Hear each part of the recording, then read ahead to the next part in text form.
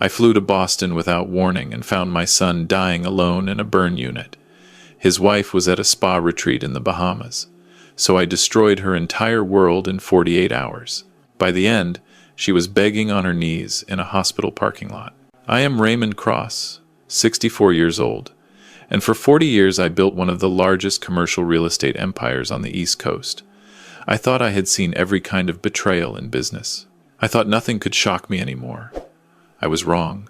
Before I tell you how I dismantled a woman's life piece by piece, please like and subscribe to Obsidian Vengeance, and tell me in the comments which state you are watching from. I want to know how far this story of a father's justice travels. The call came at 3 in the morning. Nothing good ever comes at 3 in the morning. I was in my penthouse in Manhattan, the one overlooking Central Park, when my phone lit up with a number I did not recognize. Normally I would have ignored it, but something made me answer. A voice I did not know said the words that changed everything. Your son Marcus has been in an industrial accident. He is at Massachusetts General Hospital. He is not expected to survive the night. I do not remember getting dressed. I do not remember calling my driver. I only remember sitting in the back of my car as it tore through the empty streets toward Teterboro Airport where my jet was waiting. The flight to Boston took 47 minutes. It felt like 47 years. I kept trying to call my daughter-in-law, Vanessa. I called her 7 times. Each call went straight to voicemail. Her voice, cheerful and rehearsed, telling me to leave a message and she would get back to me as soon as possible. As soon as possible. My son was dying, and she could not be bothered to answer her phone. When I arrived at the hospital, the sun was just starting to rise over the harbor. The burn unit was on the 4th floor. I walked past nurses and doctors who looked at me with that particular expression.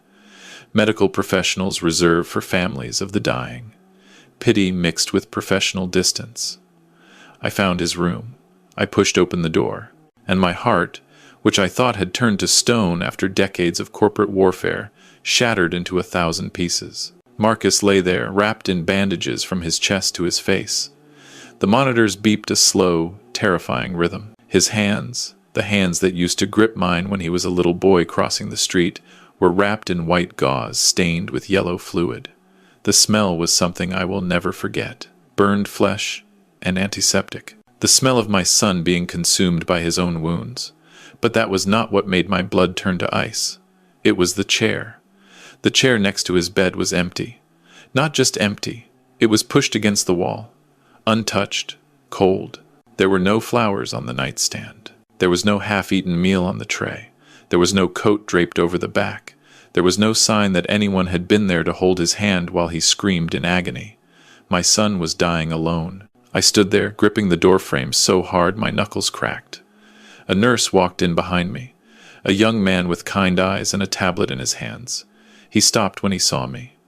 "Are you family?" he asked softly. "I am his father," I said. My voice sounded like gravel being crushed. "Where is his wife? Where is Vanessa?" The nurse hesitated. That hesitation told me everything I needed to know. In my world, silence is never empty. Silence is an answer. It is usually the worst answer. "She left about 6 hours ago," the nurse said carefully. She said she could not handle seeing him like this. She said she needed to clear her head. She told us she was going to the chapel to pray for his recovery. To pray. The word hung in the air like a sick joke. I looked at Marcus. 3 years ago I had given him and Vanessa a gift when they got married. I gave them a brownstone in Back Bay worth $4 million. I gave them startup capital for their interior design business. I gave them everything because I wanted my son to be happy. I wanted him to have a partner who would stand beside him through anything. Instead, it seemed I had financed a lifestyle for a parasite. "She went to pray," I repeated. My tone was flat, disbelieving. "Yes, sir," the nurse said. He did not look convinced either. She seemed very upset. She said she was going to a retreat center to find spiritual guidance. I nodded slowly. I pulled out my phone. My hands were steady now. The shock had passed. In its place was something colder, something sharper. I knew Vanessa. I knew the woman who spent more on handbags than most people spent on cars. I knew the woman who had never stepped foot in a church except for her wedding day. Vanessa did not pray. Vanessa did not do spiritual retreats. Vanessa did spa weekends and shopping trips. I dialed her number. It rang once, twice, 3 times. I watched my son's chest rise and fall, driven by machines, while I waited for the woman who had promised to love him in sickness and in health to answer her phone. Raymond, her voice came through. She was whispering. It was a theatrical whisper, the kind designed to sound like grief. Oh, Raymond, it is just so hard. I cannot bear to see him like that. All those bandages, the sounds he makes. I had to get away. I am at a spiritual wellness center in Connecticut. I am meditating for his recovery. I am sending him healing energy. It was a good performance, almost believable. Except for one thing, Vanessa was careless. She had not muted her background properly. Beneath her fake sniffling, I heard something. It was not the quiet hum of a meditation room. It was not the gentle chanting of a wellness retreat. It was the rhythmic splash of water, the clink of glasses, and laughter. A man's laughter, deep and carefree. "You are at a wellness center?" I asked. My eyes narrowed as I looked at the heart monitor, tracking my son's struggle for life. "Yes, Raymond," Vanessa lied. "It is very peaceful here. I am doing breath work. I am centering myself so I can be strong for Marcus when he wakes up. Please tell me there is good news." "There is news, Vanessa," I said.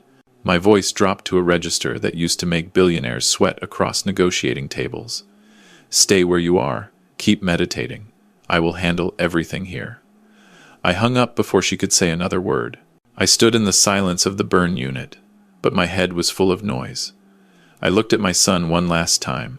I brushed my hand over the part of his forehead that was not bandaged. His skin was hot with fever. "I promise you, Marcus," I whispered. "She will not get away with this."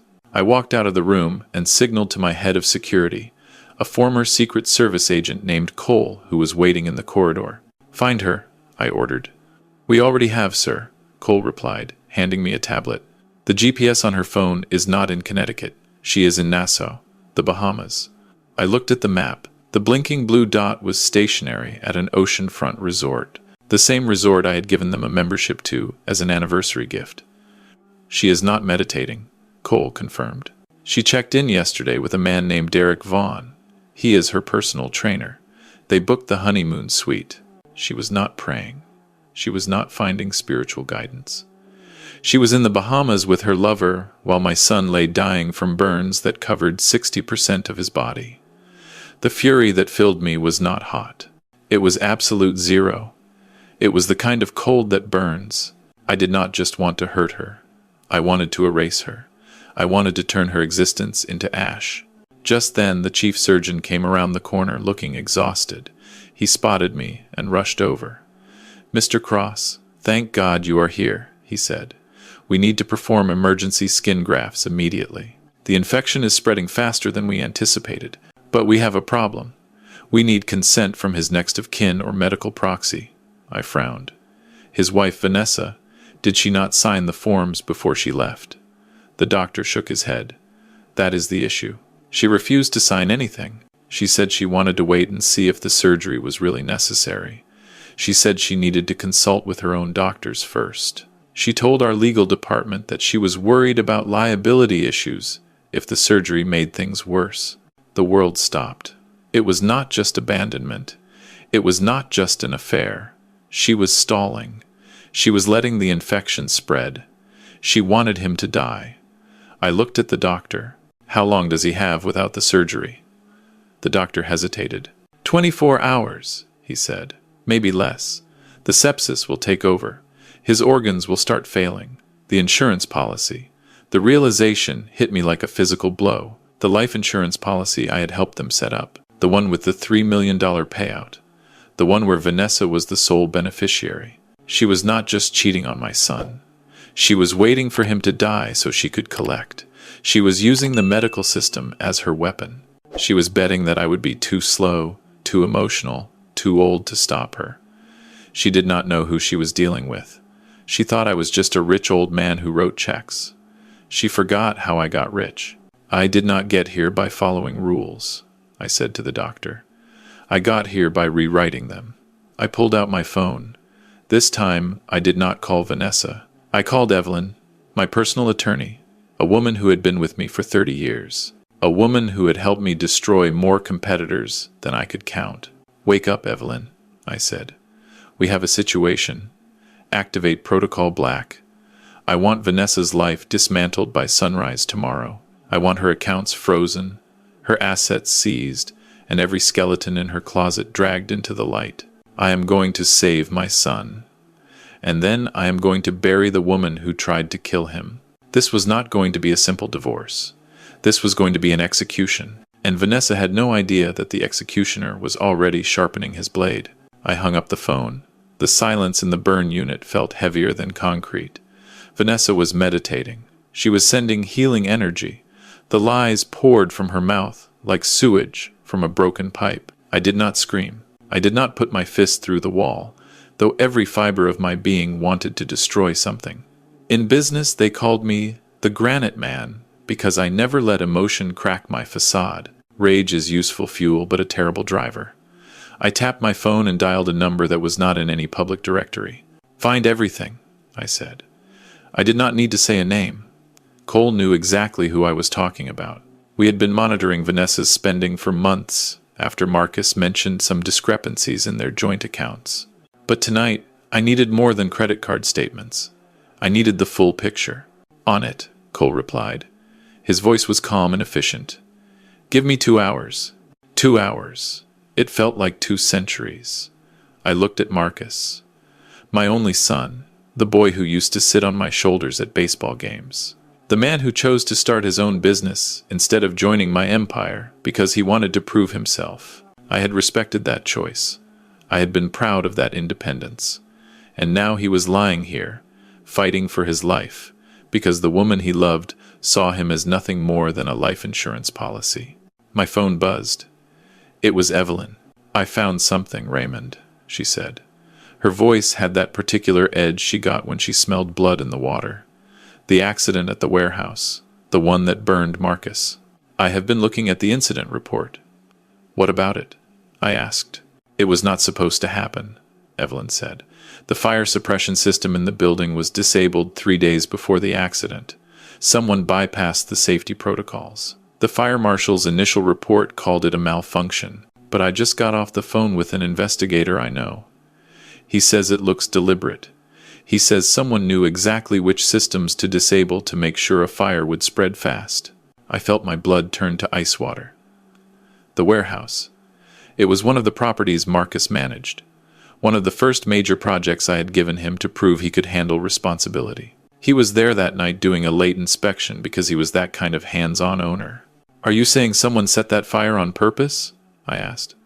I am saying it is suspicious, Evelyn replied. And I am saying that Vanessa has been having an affair with Derek Vaughn for 8 months. And Derek Vaughn used to work in building maintenance before he became a personal trainer. He has a background in electrical systems. The pieces clicked together with a sound like a gunshot in my skull. It was not just neglect. It was not just hoping he would die. They had tried to kill him. They had set a trap, and my son walked right into it. I looked at Marcus. The burns covering his body were not an accident. They were an assassination attempt that failed. And now Vanessa was in the Bahamas, waiting by the pool for news that her husband had finally died so she could start spending his money. Keep digging, I told Evelyn. I want everything. Bank records, phone records, text messages. I want to know every time she met with Derek Vaughn. I want to know who disabled those fire systems. And Evelyn, I want you to find out exactly how much she stands to gain from my son's death. There was a pause. Raymond, Evelyn said slowly. There is something else. The life insurance policy. It was not the standard policy they had when they got married. She upgraded it 6 months ago, increased the payout from $3 million to $8 million, and she added an accidental death clause. If Marcus dies from an accident, she gets double, $16 million. $16 million, that was the price tag she had put on my son's life. That was what she thought he was worth. A number on a check. A payday that would fund her new life with her lover. How long until you have everything I need? I asked. Give me until morning, Evelyn said. I will have a file thick enough to bury her. Good, I said, because when the sun comes up, I am going to burn her world to the ground, and I am going to make sure she watches every flame. I spent the next 3 hours at my son's bedside. I held his hand, careful not to touch the bandaged areas. I talked to him even though he could not hear me. I told him about the time he hit his first home run in Little League. I told him about how proud I was when he graduated from business school. I told him I was sorry I had not seen through Vanessa sooner. I told him I would fix this. At 6 in the morning, my phone rang. It was Evelyn. Raymond, she said, I have it, everything. I opened my laptop and she walked me through the file. It was worse than I could have imagined. The affair with Derek had started a year ago, not 8 months. There were hundreds of text messages between them, messages planning their future, messages discussing how they would spend the money, messages where Vanessa called my son a boring trust fund baby, and Derek called him a speed bump on the road to their happiness. But that was not the worst part. The worst part was the message from 3 weeks ago. The one where Derek wrote, "It is all set up. The inspection is scheduled for Thursday night. The system will be offline. All you have to do is make sure he is there, and then get yourself an alibi." And Vanessa had replied with one word: perfect. They had planned it, they had executed it, and they thought they had gotten away with it. I closed the laptop. I looked at my son, and I made a decision. I was not going to call the police. Not yet. The police would arrest her. She would lawyer up. She would make bail. She would spin a story about how she was manipulated by Derek. She would play the victim.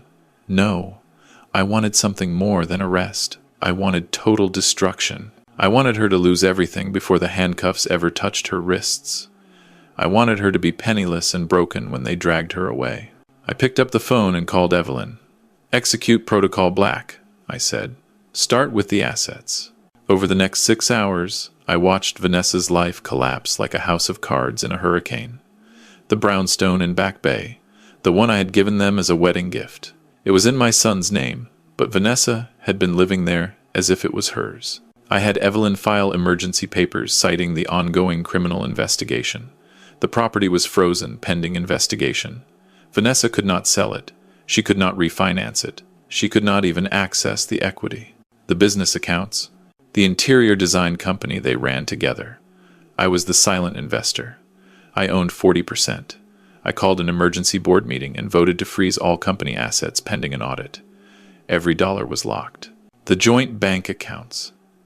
As Marcus's father and emergency power of attorney, which I had set up years ago for exactly situations like this, I had the authority to freeze them. I did. Her personal credit cards. She had 3 of them.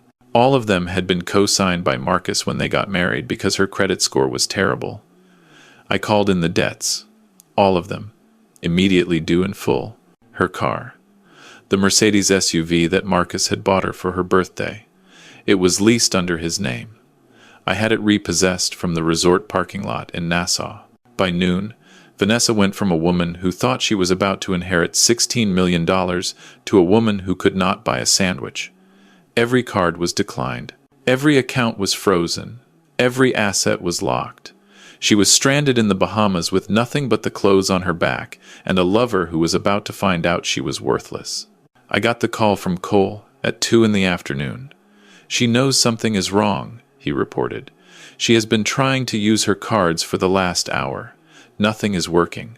She called the bank. They told her the accounts were frozen due to suspected fraud. She is panicking." "Good," I said. "Let her panic. What about the boyfriend?"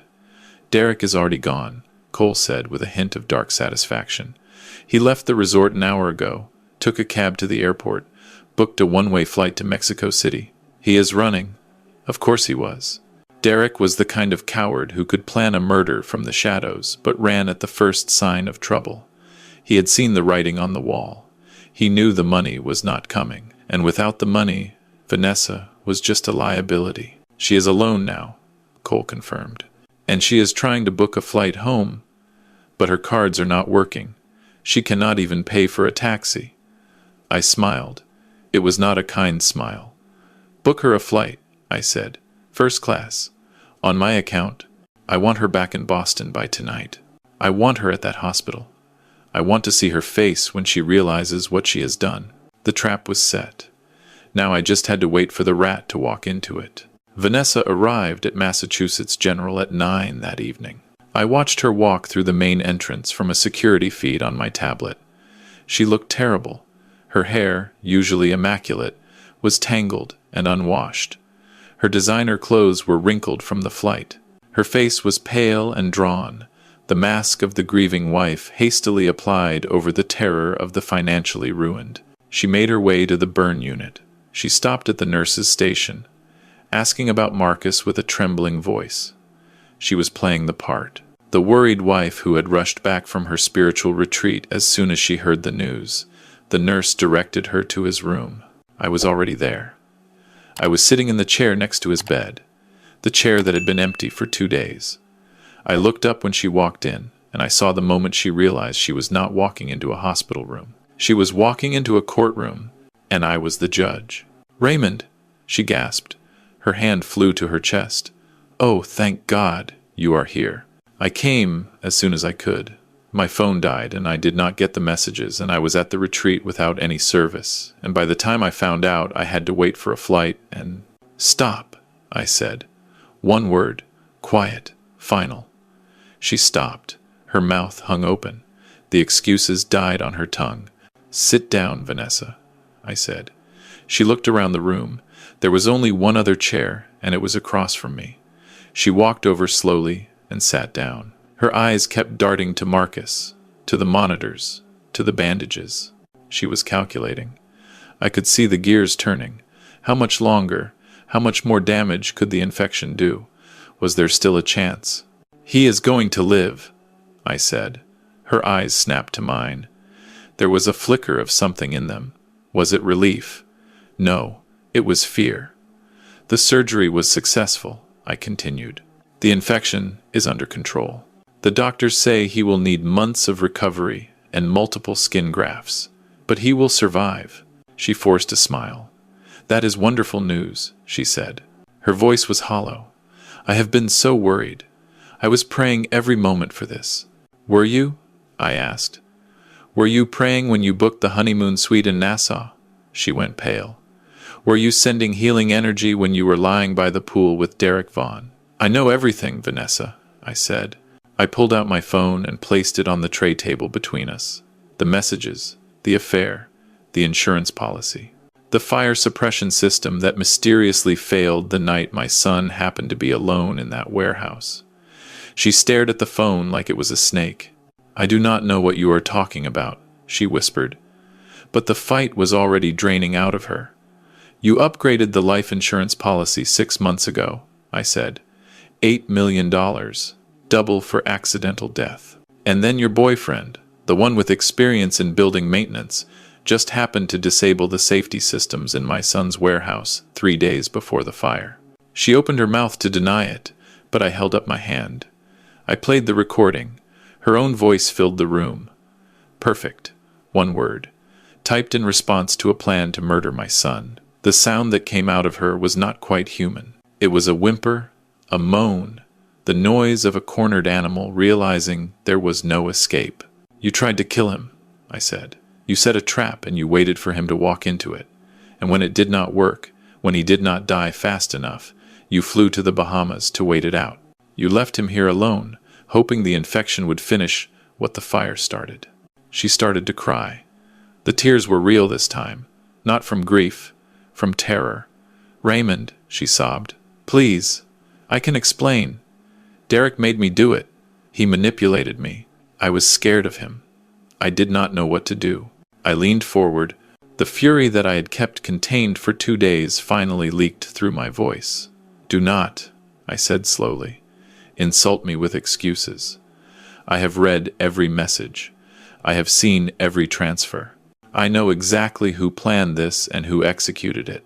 Derek is already gone. He ran the moment the money dried up. He is in Mexico now, trying to disappear. But you, Vanessa, you are not going anywhere." I stood up. I walked to the window and looked out at the Boston skyline. When I spoke again, my voice was calm.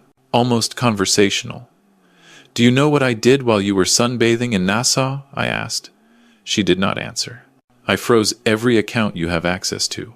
I repossessed your car. I locked the brownstone. I called in your credit card debts. As of right now, Vanessa, you have nothing. No money, no assets, no credit, no home. You cannot buy a cup of coffee. You cannot take a taxi. You are completely and utterly dependent on the mercy of others. And I am not feeling merciful." She was shaking now, trembling like a leaf in a storm. "Please," she whispered. "Raymond, I made a mistake. I will do anything. I will sign whatever you want. I will disappear. Just please do not." "Do not what?" I interrupted. "Do not call the police." I turned to face her. "The police are already involved, Vanessa. The fire marshal is reopening the investigation. The insurance company is launching a fraud inquiry. And in about 30 minutes, 2 detectives are going to walk through that door with an arrest warrant for attempted murder and conspiracy to commit insurance fraud." Her face crumpled. The mask of the beautiful, sophisticated wife dissolved into something ugly, something raw. "No," she screamed. "You cannot do this. I am his wife. I have rights. I will fight this. I will tell them you coerced me. I will tell them you planted evidence." I smiled. "The evidence is in your own words, Vanessa. Your own text messages. Your own voice. The only thing I did was make sure the right people saw it." Just then, there was a sound from the bed. A groan. A rustle of sheets. We both turned. Marcus was awake. His eyes, the only part of his face not covered in bandages, were open and fixed on his wife. He had heard everything. Vanessa rushed toward him, reaching out her hands. "Marcus, baby, it is not what it sounds like. I love you. I would never hurt you." I was confused. "Derek made me." "Get away from him," I commanded. She froze. Marcus was trying to speak. His lips, cracked and dry, formed words that barely made it past his throat. "I knew," he rasped. The room went silent. "What?" Vanessa whispered. "I knew," Marcus repeated. His voice was stronger now, fueled by something that looked like cold satisfaction. "About Derek. About the affair. I found out 2 months ago." Vanessa's face twisted in confusion. "Then why did you not—" "I was building a case," Marcus said. "I was documenting everything. I had a private investigator. I was going to divorce you and make sure you got nothing. But then the fire happened and I thought—" He coughed, a wet, painful sound. A nurse rushed in, checking his monitors, but he waved her away. "I thought I was going to die," he continued, "and all I could think about was that you would get away with it, that you would get my money and live happily ever after with that piece of garbage." He looked at me. "But Dad figured it out, did he not?" I nodded. "I figured it out." Marcus turned back to Vanessa. There was no love in his eyes, no pity. Just the cold, hard stare of a man who had been betrayed by the person he trusted most. "I want you to know something," he said. "The life insurance policy, the one you upgraded. You made one mistake." "What mistake?" Vanessa whispered. "I changed the beneficiary 3 weeks ago," Marcus said, "after I found out about Derek. The new beneficiary is not you, Vanessa. It is a burn victim's charity." The sound that came out of her was somewhere between a scream and a sob. She lunged at the bed, her hands reaching for Marcus. Whether to hurt him or beg him, I never found out, because that was when the door opened. 2 detectives walked in. Behind them were 2 uniformed officers. One of the detectives, a woman with silver hair and hard eyes, stepped forward. "Vanessa Cross," she said. "You are under arrest for attempted murder, conspiracy to commit arson, and insurance fraud. You have the right to remain silent." The officers grabbed Vanessa's arms. She thrashed and screamed, her carefully constructed facade completely shattered. "This is not fair," she shrieked. "I deserve that money. I put up with him for 4 years. I earned it." No one responded. The officers dragged her toward the door. She looked back at me one last time, her face contorted with hatred. "You think you have won," she spat.